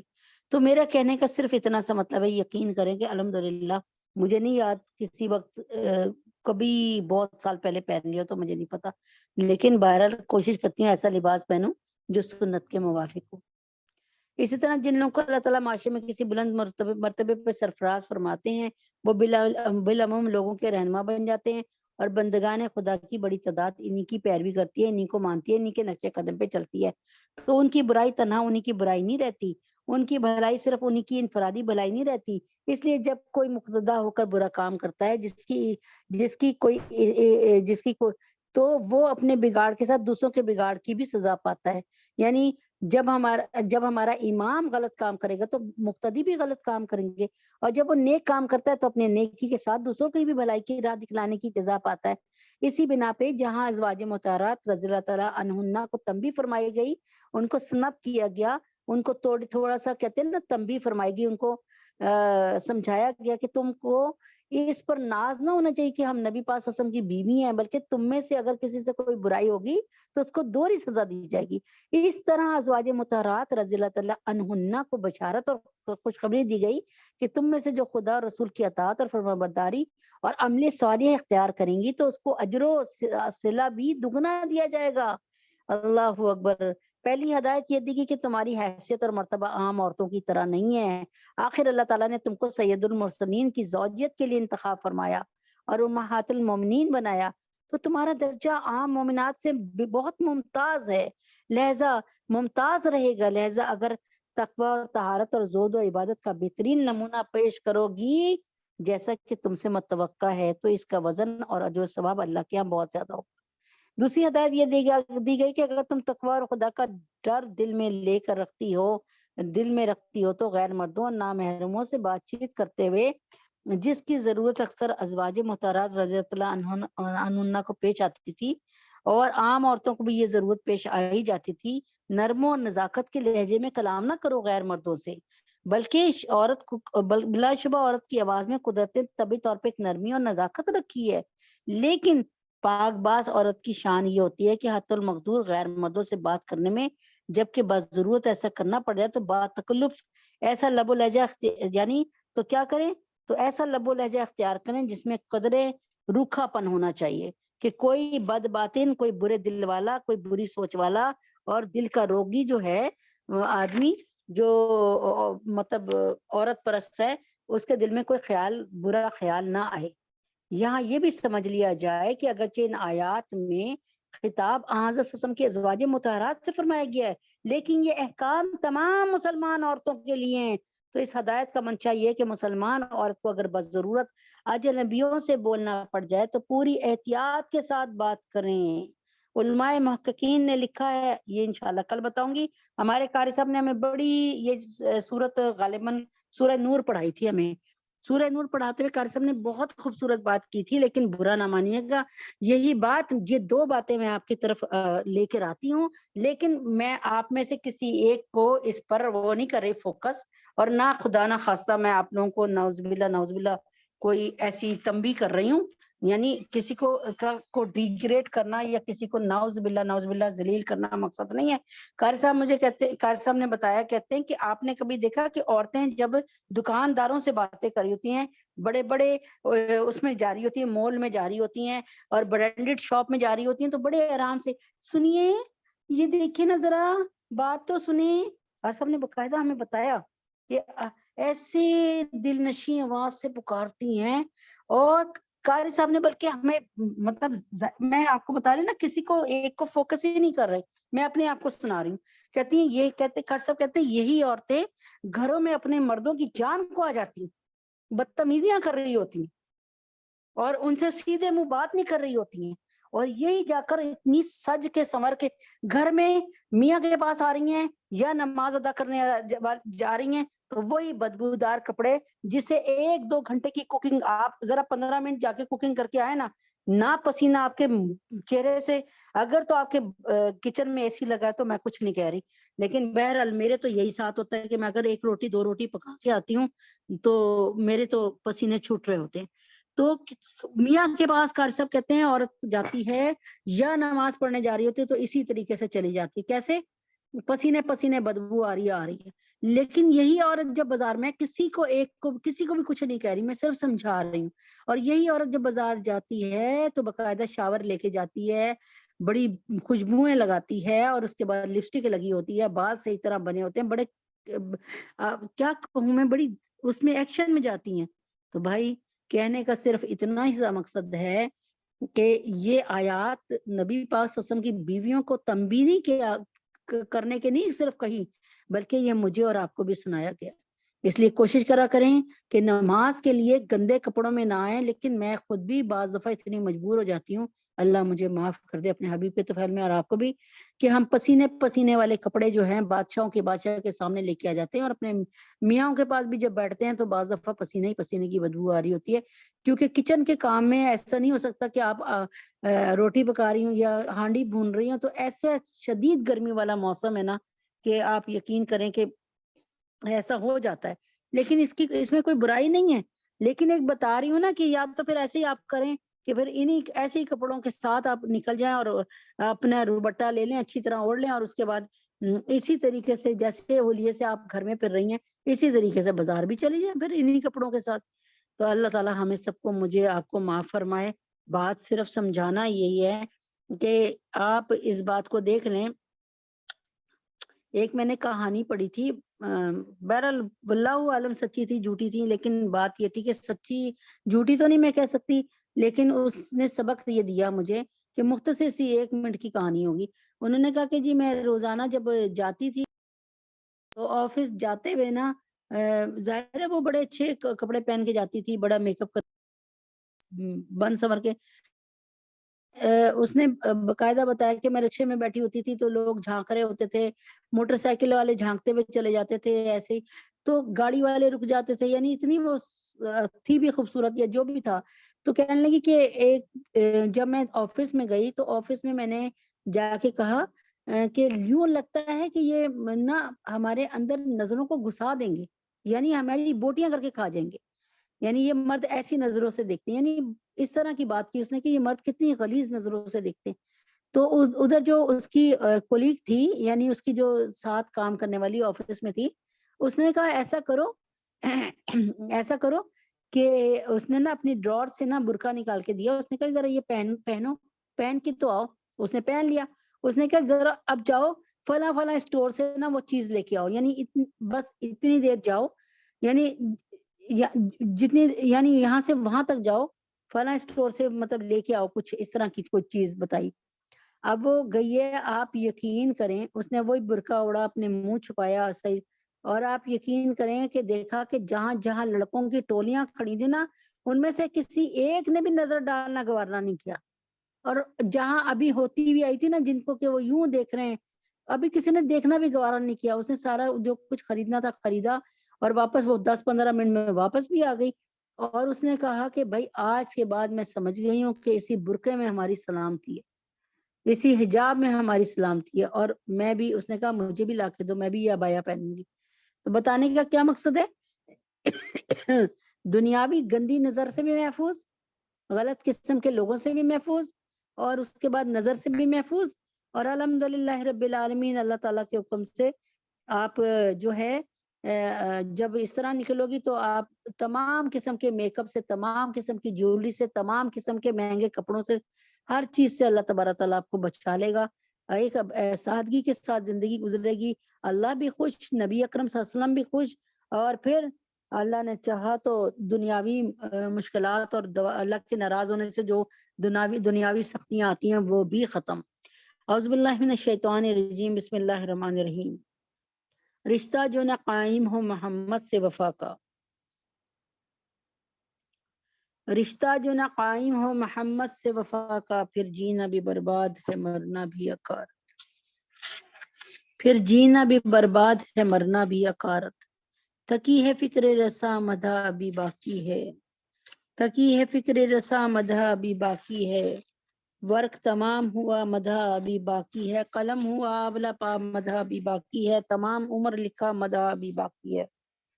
اعوذ باللہ من الشیطان الرجیم، بسم اللہ الرحمن الرحیم۔ میرے ہاتھ میں مولانا منیر احمد علوی مدرس جامعہ عبداللہ بن عمر رضی اللہ تعالیٰ عنہ، ان کی کتاب میرے ہاتھ میں ہے، اور اس میں لکھا ہے قادیانیوں سے بائیکاٹ کرنا کیوں ضروری ہے۔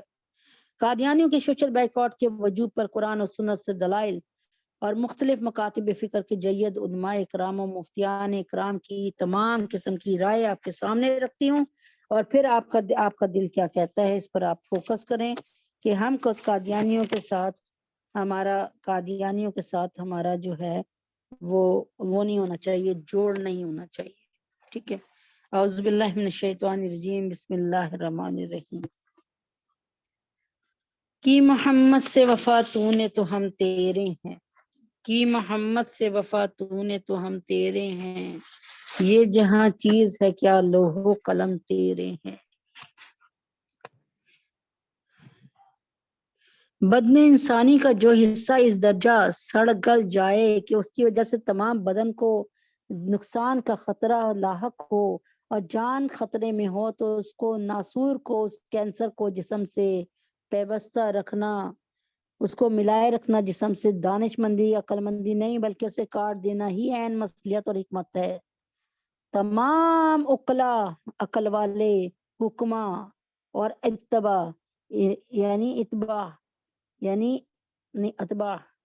یعنی تمام کے تمام طبیب، تمام کے تمام حکیم اور تمام اہل عقل اسی عمل پر اتفاق رکھتے ہیں اور یقین رکھتے ہیں، اور پھر جب یہ موذی کفار مسلمانوں کا خون چوس چوس کر پل رہے ہوں اور طاقتور بن کر مسلمانوں ہی کو صفحہ ہستی سے مٹانے کی کوشش کر رہے ہوں، تو ان سے خرید و فروخت اور لین دین میں مکمل مقاطعہ کرنا اسلام اور ملت اسلامیہ کے وجود اور بقا کے لیے جو ایک ناگزیر ملی فریضہ بن جاتا ہے۔ یعنی اس کے بغیر کوئی چارہ نہیں کہ ہم سارے مل کر جو ہے مسلمانوں کے دشمنوں کا بائیکاٹ کریں، سوشل بائیکاٹ۔ آج بھی اس متمدن یعنی اس ترقی یافتہ دنیا میں جو ہے مقاطع یعنی بائیکاٹ اقتصادی ناکہ بندی کو ایک اہم دفاعی موثر سمجھا جاتا ہے. ابھی بھی یہ ایک بہت جو ہے مؤثر ہے کسی قوم کو، کسی نسل کو، کسی بھی جو ہے قبیلے کو یا کسی بھی جماعت کو اگر آپ جو ہے ان کی کمر توڑنا چاہتی ہیں تو ان کی جو ہے معاشی بائیکاٹ کریں، اور ان کو سیاسی حربے کے طور پہ استعمال کیا جاتا ہے. جیسے تلوار سے مارنا ہوتا ہے نا، اسی طریقے سے یہ کہ ان کی سوشل بائیکاٹ کر دیں، ان کی چیزوں کا بائیکاٹ کریں. خدا جانتا ہے کہ میں کہہ کے مر گئی، لیکن بہت ویسے کافی لوگ مجھے بتانے لگے کہ جی ہم ماؤنٹین ڈیو نہیں پیتے، ہم 7 اپ نہیں ملتے پیتے، ہم پیپسی نہیں پیتے، ہم مرنڈا نہیں پیتے، ہم فانٹا نہیں پیتے. الحمدللہ رب العالمین، الحمدللہ رب العالمین ثم الحمدللہ کہ 5-6 سال سے میں نے بھی نہیں پی. اور یہ بھی نہیں کہ آپ کہ مجھے پرووائڈ نہیں ہوتی، ملتی نہیں ہے، لیکن اللہ تعالیٰ جانتے ہیں، خدا جانتا ہے. الحمدللہ ابھی بھی میری اس میں جو ہے بوٹل پڑی ہے، کیونکہ لوگ لے آتے ہیں، جب آتے ہیں خالی ہاتھ نہیں آتے. لیکن کیا ہے الحمدللہ کہ میرے پر حرام ہے کہ میں نے چکھا بھی اس کو، تو الحمدللہ کہ نہیں چکھا میں نے، الحمدللہ ویسی پیک پڑی ہے. اب مسلمانوں کے لیے یہ کوئی سیاسی حربہ نہیں ہے، بلکہ نبی پاک صلی اللہ علیہ وسلم کی سنت رسول اور ایک مقدس مذہبی فریضہ ہے. نبی پاک صلی اللہ علیہ وسلم نے بھی سوشل بائیکاٹ کر کے دکھایا ہوا ہے. میں نے آپ کو بتایا تھا نا کہ کعب بن مالک کا، مغارہ بن ربی، امیہ بن حلال، ان کا سوشل بائیکاٹ کیا تھا نا. 50 دن 40 دن جب ہو گئے تو اللہ کے نبی اکرم صلی اللہ علیہ وسلم نے فرمایا اب اپنی عورتوں سے بھی ملنا نہیں ملنا. تو ان میں سے دو نے تو یہ کہا کہ کیا، یعنی تینوں نے یہ پوچھا کہ کیا ہم طلاق دے دیں اپنی بیویوں کو؟ فرمایا نہیں، طلاق نہ دو، لیکن ان کو گھر بھیج دو. تو پھر حضرت کعب بن مالک نے فرمایا میں تو جوان ہوں، میں تو برداشت کر لوں گا، اپنا کام خود کر لوں گا، لیکن فلاں صحابی جو ہے نا، غالباً مرارہ بن ربی یا حلال بن امیہ میں سے کوئی کسی کے لیے کہا کہ یہ بیچارے کمزور ہیں، بوڑھے ہیں، آپ ان کی بیویوں کو جو ہے ان کی خدمت پہ رہنے دیں، یعنی میاں بیوی والا تعلق کوئی نہ رکھے، بلکہ ایک ایز اے خدمت گار کے وہ رہتی رہے. اسلام کی غیر، اور انہوں نے کعب بن مالک نے اپنی بیوی کو بھیج دیا. اسلام کی غیرت ایک لمحے کے لیے برداشت نہیں کرتی کہ اسلام اور ملت اسلامیہ کے دشمنوں سے کسی نوعیت کا کوئی تعلق اور رابطہ باقی رکھا جائے. اب ہم آیت قرآنیہ سے اور احادیث نبویہ سے اس چیز کو جو ہے وہ کرتے ہیں.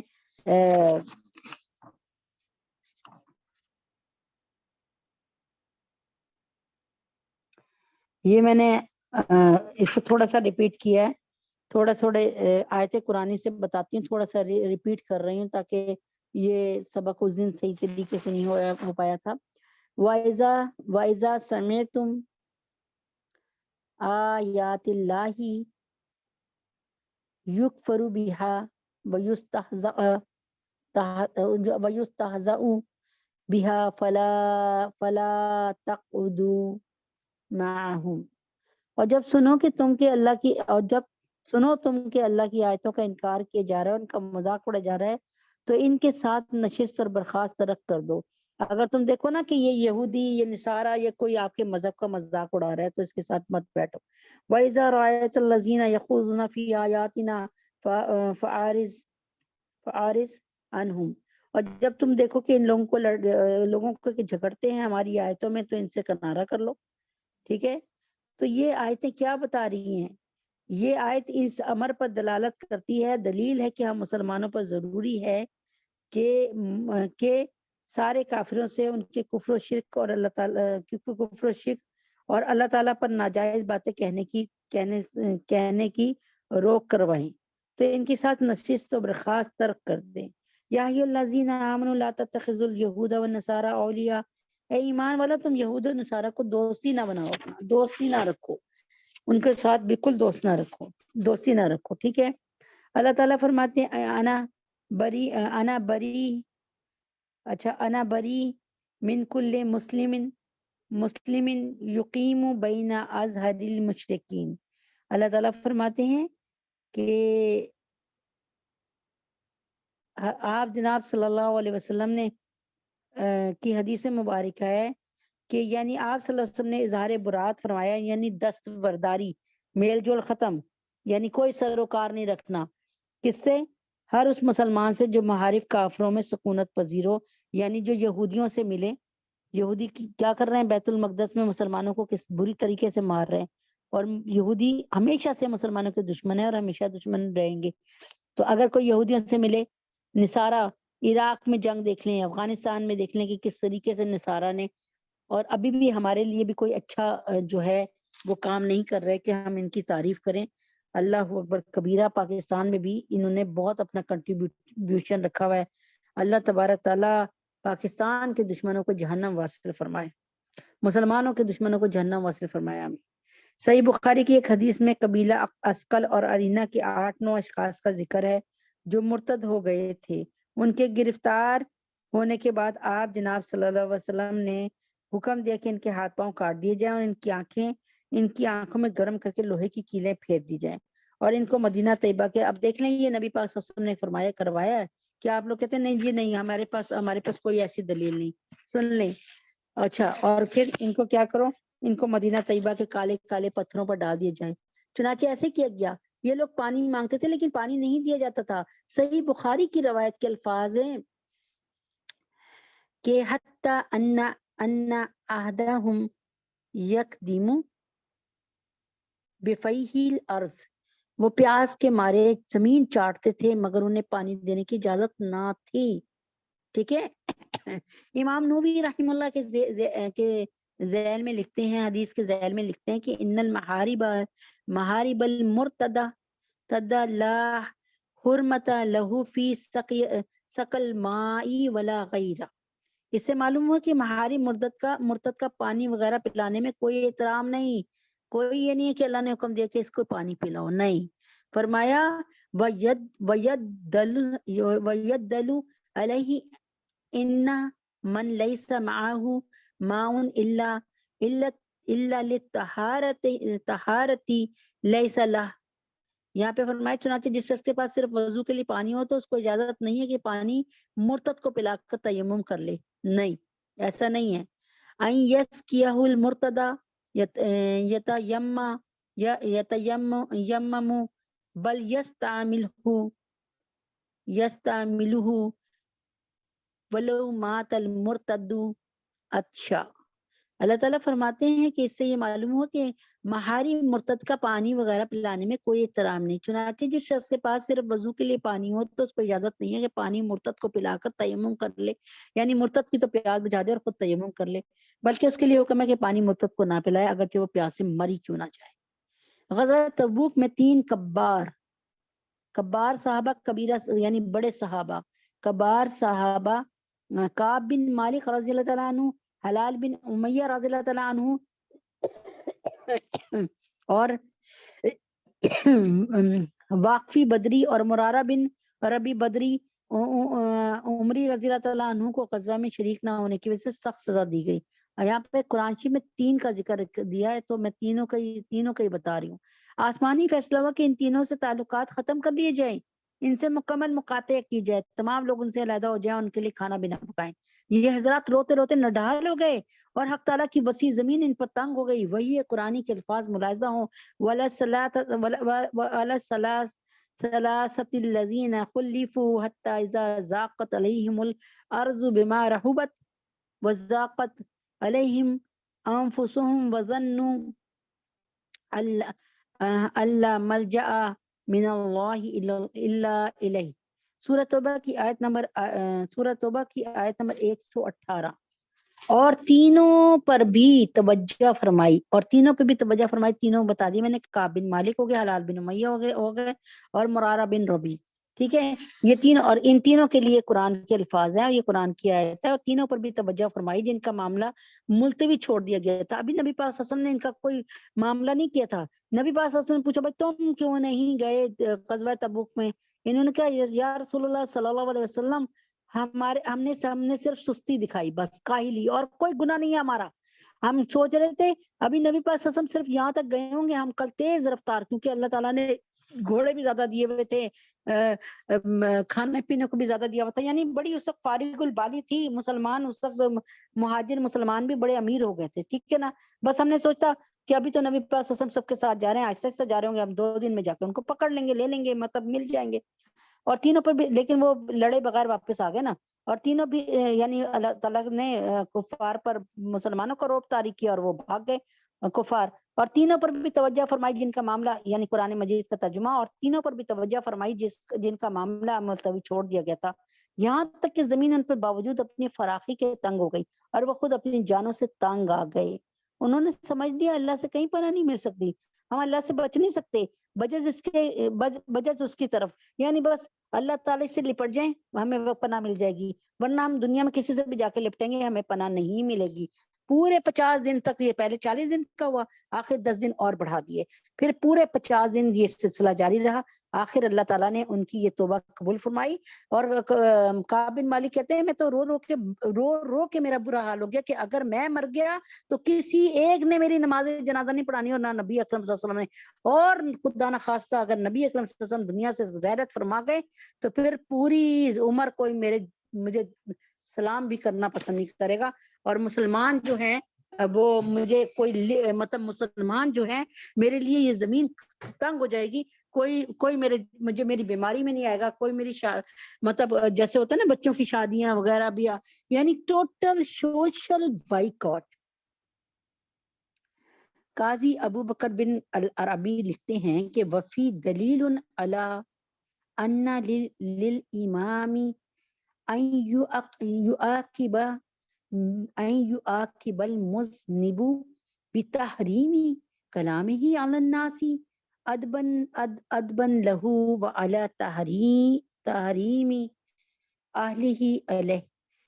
ترجمہ، اس قصے میں اس امر کی دلیل ہے کہ امام کو حق حاصل ہے کہ کسی گناہ گار کی تعذیب کے لیے، یعنی اس کو سزا دینے کے لیے، لوگوں کو اس سے بول چال کی ممانعت کر دے اور اس کی بیوی کو بھی اس کے لیے ممنوع ٹھہرا دے، یعنی بیوی بھی اس کے پاس نہ جائے.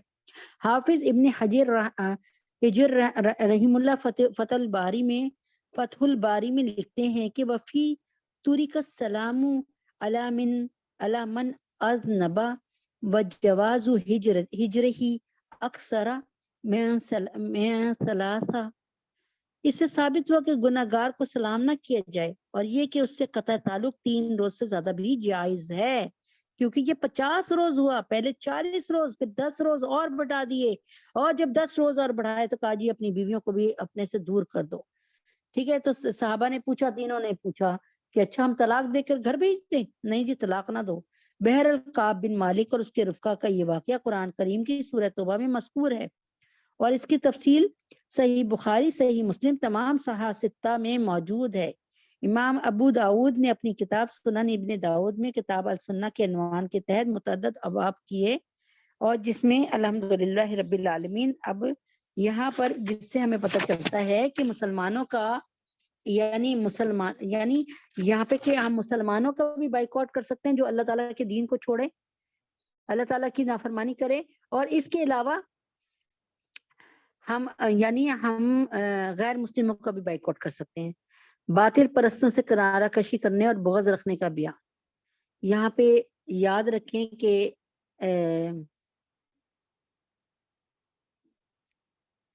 سنن ابن داود میں حدیث ہے کہ عمار بن یاسر رضی اللہ تعالی عنہ نے زعفران لگایا تھا، خلوق کہتے ہیں اس کو، خلوق. ٹھیک ہے، تو انہوں نے زعفران لگایا تھا، آپ صلی اللہ علیہ وسلم نے ان کو سلام کا جواب نہیں دیا. غور فرمائیے کہ معمولی خلاف سنت بات پر جب یہ سزا دے دی گئی تو ایک مرتد موذی اور کافر محارب سے بات چیت، سلام و کلام اور لین دین کی اجازت کب ہو سکتی ہے؟ انہوں نے زعفران لگایا. اب آپ زعفران کیوں لگایا؟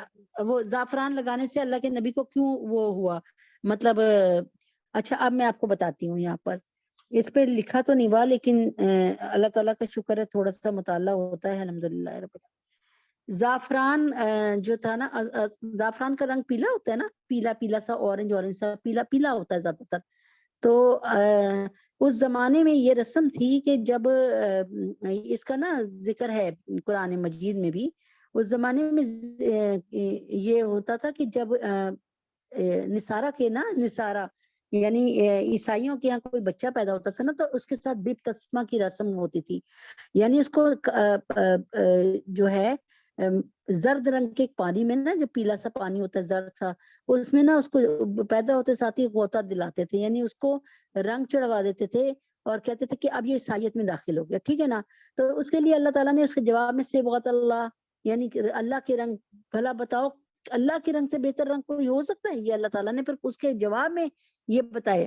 تو یہاں پر اللہ تعالیٰ کو نہیں پسند، نبی پاک صلی اللہ علیہ وسلم کو یہ نہیں پسند آیا کہ یہ انہوں نے کیوں لگا کر آ کے، ٹھیک ہے نا. تو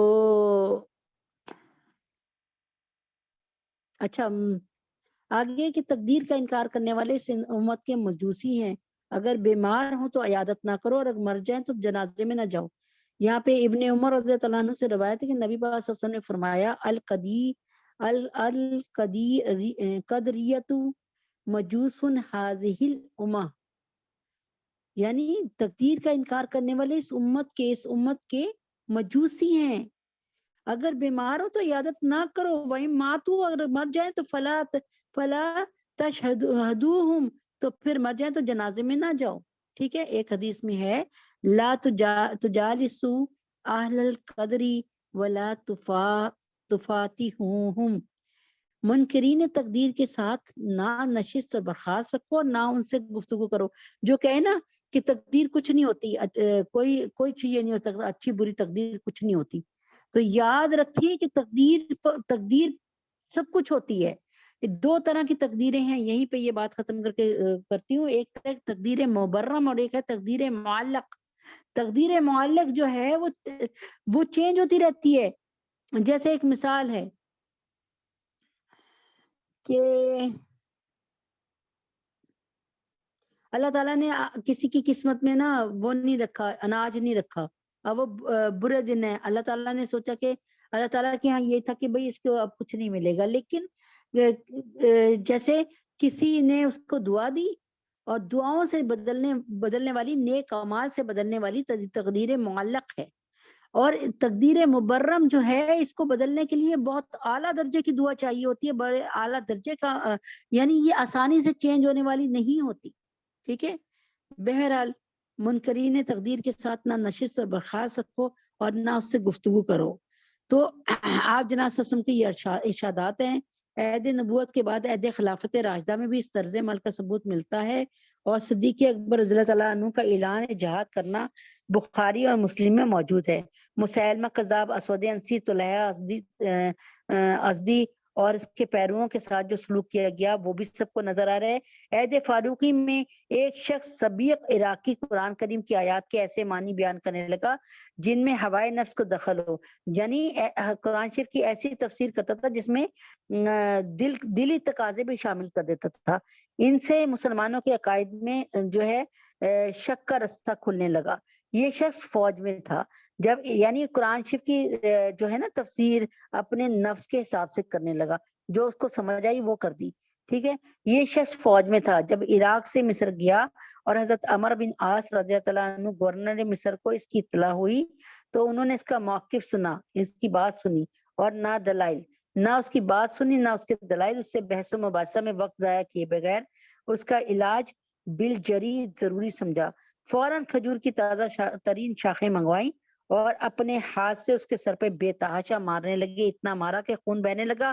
وہ چیخ اٹھا کہ اے امیر المومنین، آپ مجھے قتل ہی کرنا چاہتے ہیں تو مہربانی کیجئے، تلوار لے کے میرا قصہ پاک کر دیجئے، اور اگر صرف میرے دماغ کا خناس نکالنا مقصود ہے تو آپ کو اطمینان دلاتا ہوں کہ اب وہ بھوت نکل چکا ہے، میرے دماغ کا خناس نکل گیا. اس پر حضرت عمر فاروق نے اسے چھوڑ دیا اور چند دن مدینہ رکھ کر واپس عراق بھیج دیا، اور حضرت ابو موسیٰ اشعری رضی اللہ عنہ کو حکم دیا کہ اللہ یجالسہ احد من المسلمین، کوئی مسلمان اس کے پاس نہ بیٹھے.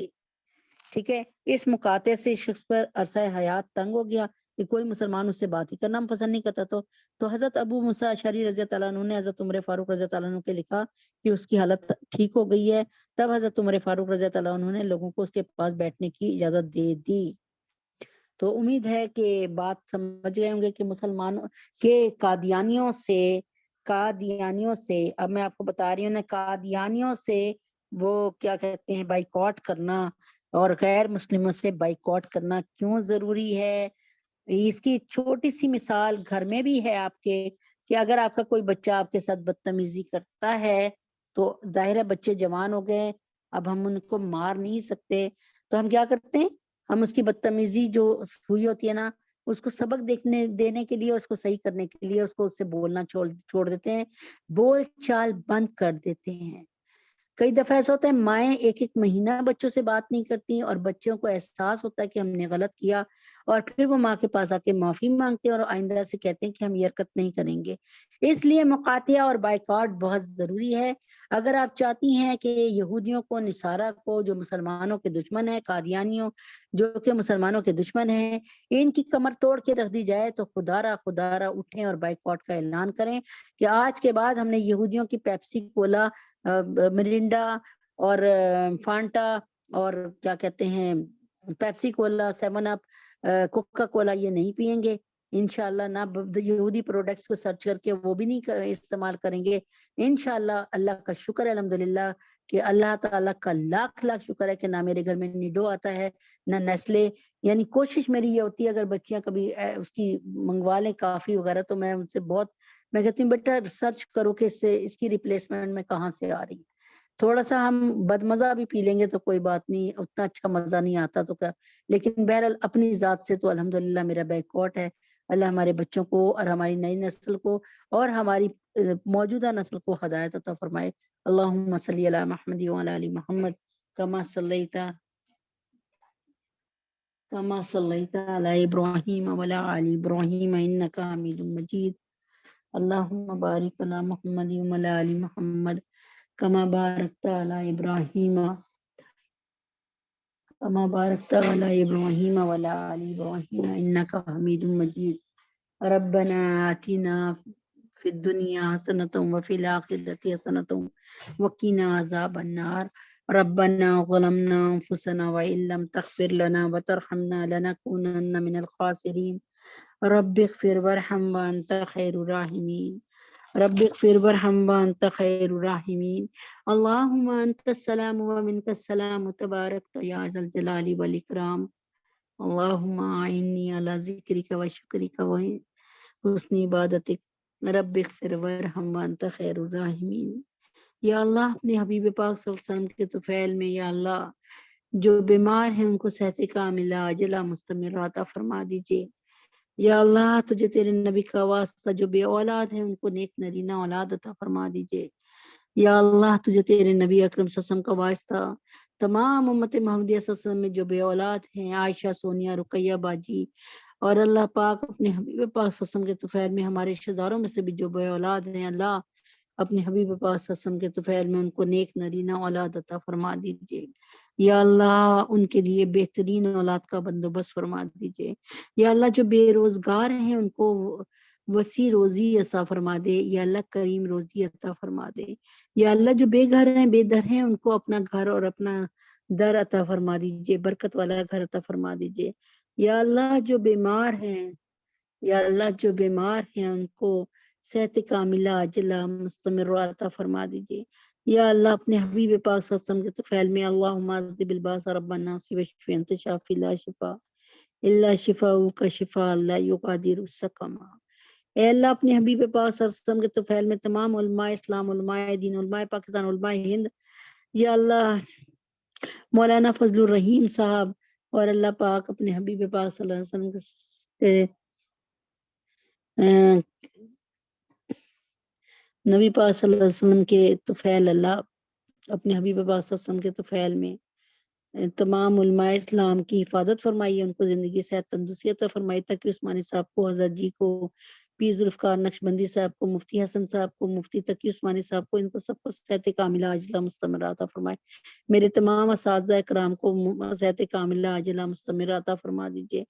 یا اللہ تمام علماء اسلام کو پر رحم فرما دیجیے۔ یا اللہ حضرت جی نازیہ اندلیب صالح، یا اللہ طلحہ اور اشفاق صاحب، عبداللہ، اہلیہ حسین، ان کی بہنہ شازیہ، عیشہ، معظم، یا اللہ ان سب کو صحت کاملہ عاجلہ مستمرہ عطا فرما دیجیے۔ یا اللہ ان سب کی پریشانیوں کو دور فرما دیجیے۔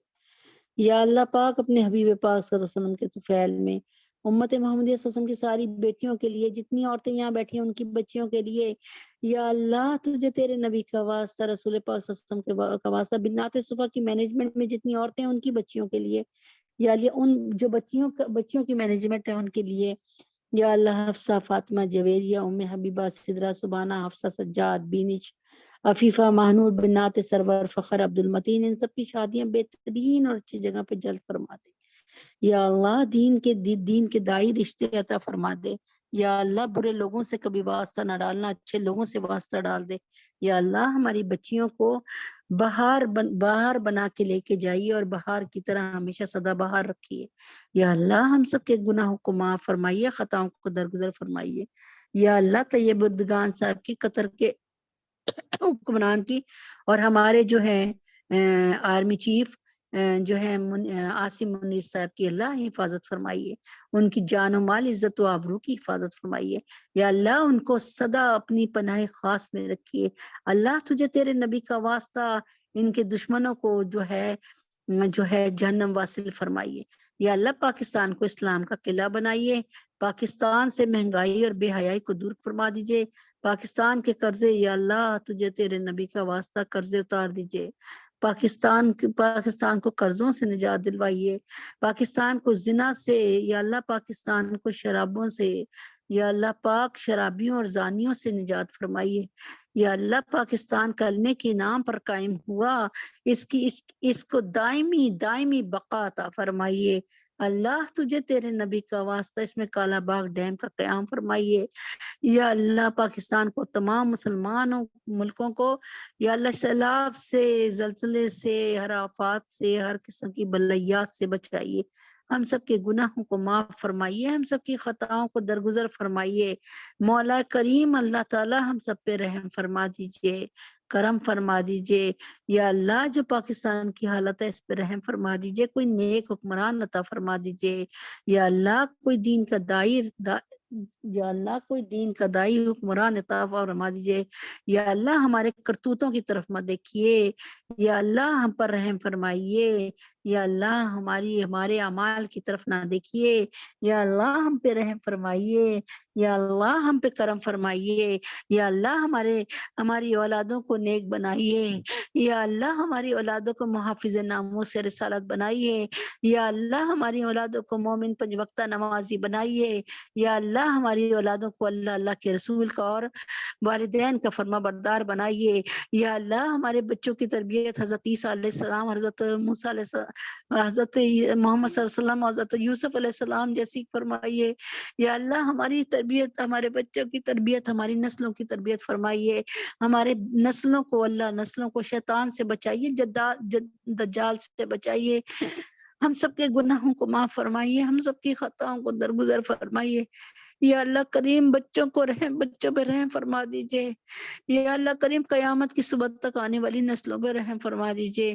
یا اللہ ہمارے تینوں حرم کی حفاظت فرما دیجئے۔ اس سال ہم سب کو زیارت حرمین شریفین کی توفیق عطا فرما دیجئے۔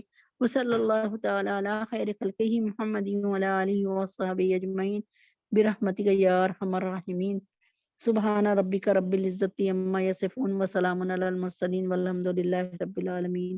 السلام علیکم ورحمۃ اللہ وبرکاتہ۔